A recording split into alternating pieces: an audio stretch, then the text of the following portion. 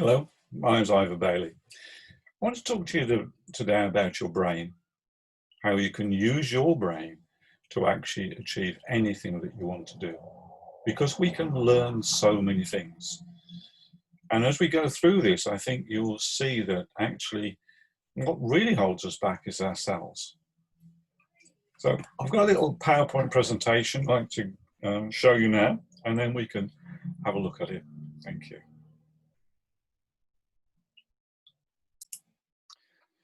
So let us have a look at your amazing brain. Yes, your amazing brain. And how you can learn anything. I'm starting with the belief that actually you are all able to learn so many more things than you think you're currently able to do. Let's first look at how your brain works. Nerve cells called neurons transmit electrochemical signals to each other. Our brain is full of neurons. And these create pathways down which the signals go.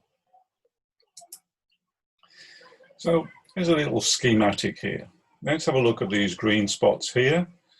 These are our neurons. And basically what happens, we have all these interconnections from neuron to neuron to neuron to neuron. And the signal passes along these. So let's see how that works. So a signal goes from one neuron to another, to another, to another, to another, to another, to another. And this creates a pathway. So we can go from one, this neuron goes to this one, but maybe it could go to this one. And so we can create different pathways throughout our brain. So how big is your brain? Well, this amazed me when I found out this fact, and I'm sure it's going to amaze you too. The number of stars in the universe has been calculated to be 10 to the power of 24, which is 10 times 10 times 10 times 10, 24 times. The number of atoms in the universe has been calculated to be 10 to the power of 80. That's 10 times 10 times 10, 80 times. The number of neurological connections in your body is 10 to the power of 110, which is an absolutely enormous number. And if we wrote it out, it would look like this. That is the number of neurological connections we have in our body. So what we need to do, of course, is to look at the distinction between the brain and the mind. Now, people often get it confused, and often you say, you know, this is my brain, this is my mind. But let's see if we can get some distinction which we can work with. So simply put then, the brain is the central processing unit. Just like in your computer, inside the computer, there's a central processing unit, which is what actually drives the computer on, does all the calculating work, all the rest of it, okay. So in our body, the brain's key role is to translate the content of the mind, in other words, our thoughts, feelings, attitudes, beliefs, memories, imaginations, etc., into complex patterns of cell firing and chemical release. Bit of a mouthful. Okay, so basically what happens, our mind is wanting to do something. Yeah, we want to achieve something. And we activate our brain to be able to do that. Okay, so we see some numbers on the screen and it says 4 times 3. Okay, now we're looking at that. Now we decide, our mind decides, well, do I actually want to make that calculation or not? What is 4 times 3? And the brain activates, and 4 times 3 equals 12. Got that right, that's good. So the mind is, in a sense, setting up the brain to do the things that it wants it to do. Okay, and we'll look a bit more into that as we go through the process. So how many minds do we actually have? And I don't mean, you know, when you can't decide what to do and you say, well, I'm in 2 minds whether to do this or not. What it really means is, let's have a look. What 2 minds do we actually have? we have the conscious mind. The conscious mind is the mind that knows what's going on. It's conscious of all the things around us. So as you sit there watching this, or whatever it is you're doing, listening to it on a phone or watching it on a TV screen, or whatever you're doing, you can be conscious of so many things. And of course, that consciousness can be directed. You can be sitting there actually watching the screen. You can be conscious of my voice. But there are other things going on around you may not be conscious of. There may be some sounds in the background, but you don't hear them until you start to put your consciousness towards them. So we can direct this consciousness in all sorts of different ways. You may not be conscious that you're breathing, but of course you are. And then you start to become conscious of that. So our conscious mind are the things that we can perceive all of the time, and we can direct that consciousness in different ways. And then we have, of course, the unconscious mind. The unconscious mind is always ticking along in the background. It's ticking along. It's actually providing the life force, in a sense, inside us. For example, your heart is beating. Did you ever make it beat? No. Do you consciously make it beat? No. It's all happening unconsciously. What about breathing? Do you ever think, oh, it's time to breathe now? No. Or about your eyes? Everyone blinks. We have to blink because the blinking is keeping the eyes clean, it's lubricating the eyes, but we blink without even thinking about it. That's our unconscious mind. But there is a deeper relationship than that. The unconscious mind has the ability to do so many things. However, the conscious mind focuses in on different things. So we can consciously do something. Now, if we think about this, how many things we actually do unconsciously. And I want to talk particularly about the learning process, because this is the subject of what we're discussing today. So when we learn something, do we learn it consciously or unconsciously?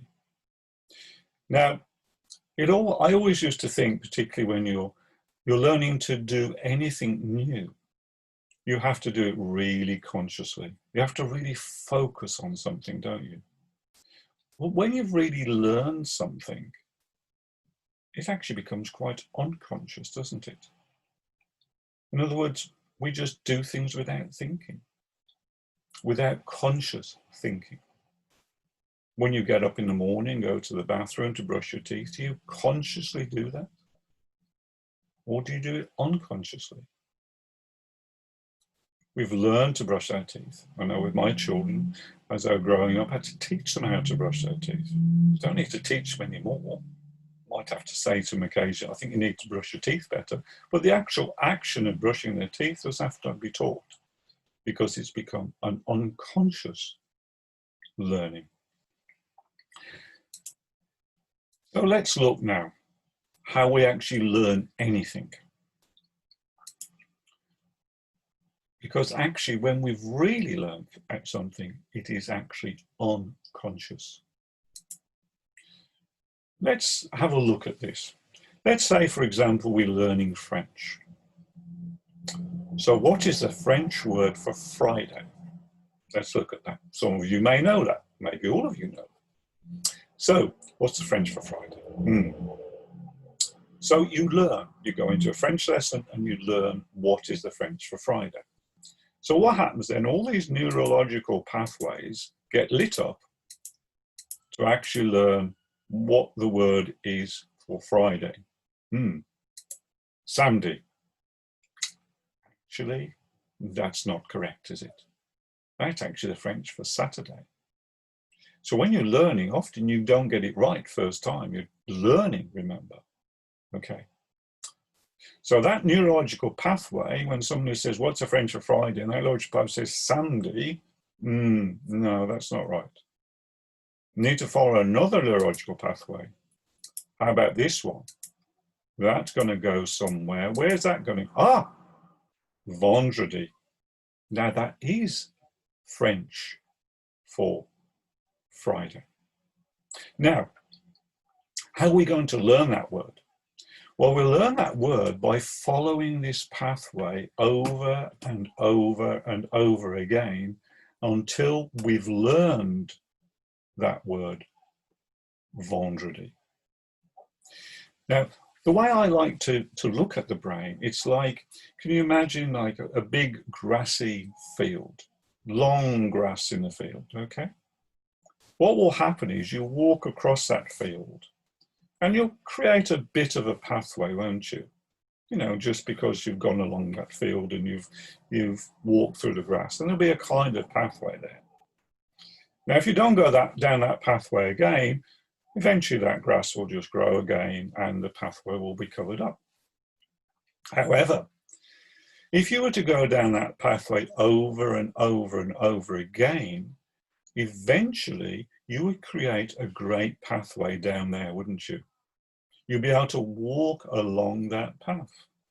So you know, for example, if you go out for a walk in the countryside, you will see some pathways that have been made by many people walking along that same path over and over again, causing a pathway all the way that you are going to follow. Now, what would happen, of course, is if you don't go down that pathway for a long time, what will happen is that pathway will actually begin to grow over again and the path will get covered up. And this is what happens to us. When we learn something and we do it over and over and over again, this is called repetition, yeah? That becomes like automatic, because actually now that learning has become unconscious. We have learned this unconsciously. At the beginning, we have to keep thinking. We keep thinking, what's the French for Friday? Oh, what is it now? It's not lundi, mardi, mercredi. Oh no, what is it? It's vendredi. So if you keep doing that over and over and over again, of course, eventually it becomes clear. And when someone says French for Friday, immediately say vendredi.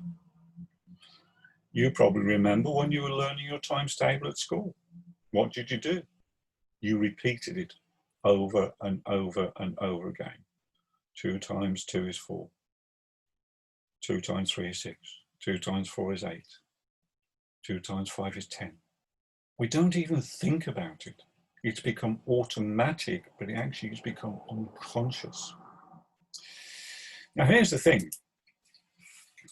When we're learning, of course, we find that sometimes we may learn the wrong thing.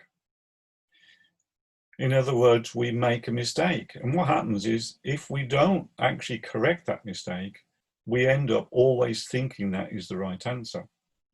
You see, a lot of people say, well, practice makes perfect. Actually, it doesn't. What practice does, it makes permanent. So if we practice the same thing over and over again, eventually we will learn that, because we've practiced it over and over again. So it becomes permanent. But if we were to practice the wrong thing, that would become permanent. I'm sure many of you have done this. You know, you've learned maybe driving a car. You learned a route to somewhere, yeah? And you always go along that route. And whenever you go from one place to the other, you go along that route, okay? And that becomes, after a while, becomes so unconscious. I'm sure you've all had that experience of driving along and getting to a destination you're very familiar with, and you can't remember a thing. You got in the car, you drove it, but you don't really remember that journey very well, because most of the time you have been unconscious. You've been driving the car unconsciously. A bit scary, but actually you're always aware, but you don't take in everything because it's something you do all of the time. What happens, you're going along on that journey and suddenly there's a roadworks and there's a diversion and you have to go down another road.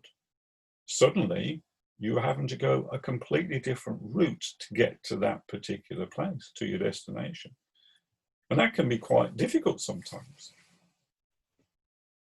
What happens if someone says to you, when you go down that road, actually there's a quicker way if you go this way and that way. And you go out and try it. Sometimes you might get a bit lost because actually this is not a route you're familiar with. And it takes a long time then to change the old route that you used to go down to the new route, which is a lot quicker, but it takes a while before you can consciously do it. I've had this experience myself. I've gone out and suddenly I find I'm going down the old route when I want to go down the new route. I thought, oh my goodness, because I become unconscious as I'm going along. This is how learning works. We learn by constant repetition until we get it right. That doesn't matter if it's a mental thing or a physical thing. If you keep on doing things over and over again, you will learn that way of doing something. So let's look at these 4 stages of learning. The first stage is we feel we have unconscious incompetence. What that means is that we don't know that we can't do something. We're totally unconscious of the fact we can't do something. I remember when I was a youngster, when I was 15, 16, 17, desperate to learn to drive a car, watching my father drive a car. And I thought to myself, you know what? It looks fairly easy. He's driving along, he's changing gear, turning. Gosh, this looks really quite easy. I'm sure I can do this. Until, of course, I got in the car and started to learn to drive. And I realized that my father was doing all sorts of things that I didn't realize. Putting the clutch down, moving the gear stick, signaling, moving. Oh my goodness, I was totally overwhelmed by the number of things I had to learn to do. So actually, I was unconsciously incompetent. I didn't know I couldn't do it. Then what happened, of course, we moved into conscious incompetence. Yeah, I now know I can't do this. I didn't know I couldn't do it, but I'm really aware now that I cannot do this. This is really an area which I realize I'm not very good at this at all. Yeah. Then I moved into the area of conscious competence. So what happens here? I'm now working hard at driving the car. I'm working hard. I'm having to listen to the engine sound before I put the clutch down and change the gear. I'm having to think, where am I on the road? When do I need to signal? How do I turn the wheel? Where do I need to position myself? So many things are coming in. A lot of learning is going on. Very challenging and quite difficult, actually, to do that. And so we've all been through, whether it's driving a car or learning something new, whether it's a musical instrument, learning keys, learning all sorts of different things, it's quite difficult at the time. So we are working really hard. And I know that, for example, if you go to a music lesson, after a while, if you spend an hour learning a new song, or you're learning new scales or whatever it is, suddenly you get very tired. At the end, you're tired. Your brain is tired because it's learning so many things. I know when you have a driving lesson, an hour is enough. You're exhausted at the end of it. So then you think to yourself, well, how does my father drive for 4 or 5 hours without getting a bit tired, but nothing? I'd be absolutely exhausted. I wouldn't possibly be able to do that. Because what has happened is that you have become unconsciously competent. So now all of that learning has become unconscious. You are now, and those of you who say learn to drive a car or do something, you don't even think about it anymore. You get in a car, you drive down the road, you don't get tired of that because you do everything what we call automatically. Well, what it is is the learning has become unconscious. You can even jump in other people's cars or other vehicles, and you can drive them equally as well, because they share similar things. So we become unconsciously competent at doing something, because all learning goes into the unconscious. So when we truly learn something, it's actually embedded in our unconscious mind. So our mind says to the brain, do this, and because that pathway has been so well trodden, then the brain immediately does that without us having to think about it. Could you imagine wake up in the morning and having to think about everything you had to do? To think clearly about, how do I brush my teeth? Say you had to learn new things every single day. You had to learn how to tie your shoes, your shoelaces. Have you ever taught children how to tie shoelaces? It's a very complex process. But I'm sure you go out in the morning, put your shoes on, tie your shoelace and walk out and don't even think about it. And yet when a child has learned to tie a shoelace, it takes quite a long time to work it all out. So that is how we learn. We are creating these pathways in our brain over and over and over again. And those pathways become so well trodden or so well used that we are now actually enabling ourselves to do anything that we want. If you pick up a musical instrument and you play musically, you can play a scale without even thinking about it. Yet when you're learning it, it was seeming so difficult. So you can learn anything. All it means is you have got to make a determination that is what you want to do. So how do you do this? First of all, you need motivation. You've got to want to do it. If you don't want to learn something, you're not going to learn. You've got to get that motivation from somewhere. If you want to learn to play the violin or the piano or the guitar, you've got to want to do it. No one can tell you, or you might get motivated by your parents saying, you know, you've got to learn to play a musical instrument. But truly, if that motivation isn't within inside you, you won't really apply yourself. That means you've got to have a good reason to do it. And we have to find those reasons. So wherever it is we want to learn, we want to do whatever it is, we've got to find a good reason. That's our motivation.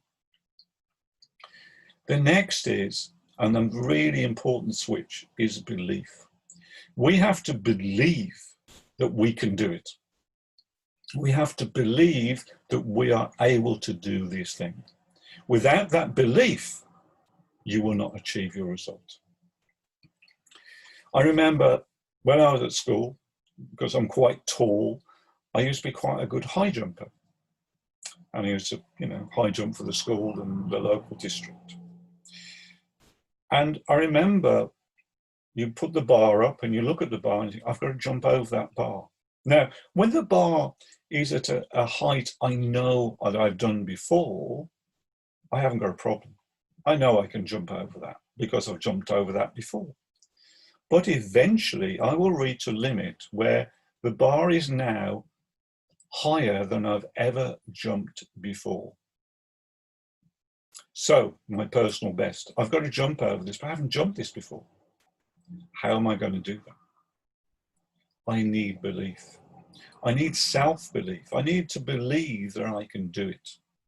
Now, if I don't believe I can do it, what do you think the chances are that I'm actually going to be able to jump over that bar if I don't believe I can do it? Well, you've got to know that you can do it. That's the most important thing. So first is the motivation, a good reason. You need to have a good reason to do something. Then you need to have the belief.